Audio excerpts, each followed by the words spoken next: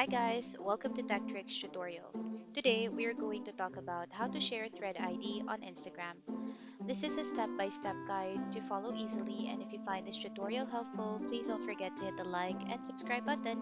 And now let's dive right in. So first off, what we're going to do is that we are going to simply open our Threads application here in our mobile device. So once you've opened it up, what you're going to do next is to click on your profile icon, which is located in the lower right hand corner.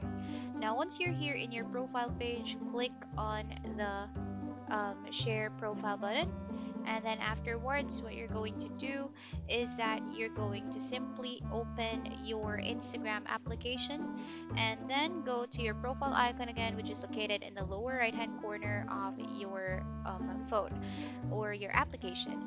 Now here, what you're going to do next is click on the edit profile button. There you can see add link below your bio.